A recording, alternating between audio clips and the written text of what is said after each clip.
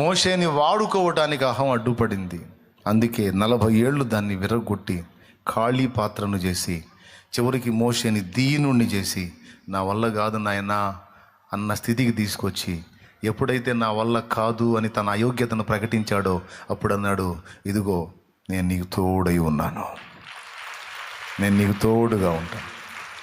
ఇప్పుడు అర్థమైపోయిందిగా నువ్వేం చేయలేవని, నీ దగ్గర ఏం లేదని.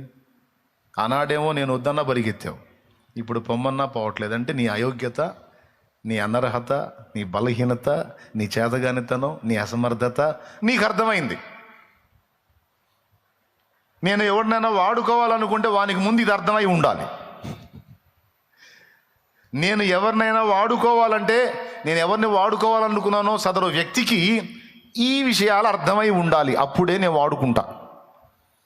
నేను కూడా కొంచెం పర్వాలేదు, నాకు కూడా కొంచెం జ్ఞానం ఉంది, నేను కూడా కొంచెం పరిశుద్ధుడినే, నేను కూడా కొంచెం నీతి కల్లోనే, నేను కూడా కొంచెం పర్వాలేదు అని కాదు.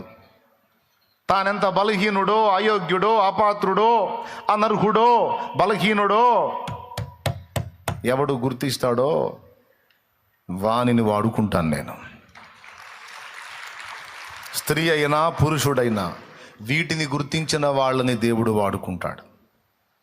వీటిని గుర్తించకపోతే దేవుడు వాడుకోలేడు. ఎందుకంటే వీళ్ళ అహంతో విర్రవీగుతారు, దెబ్బతింటారు.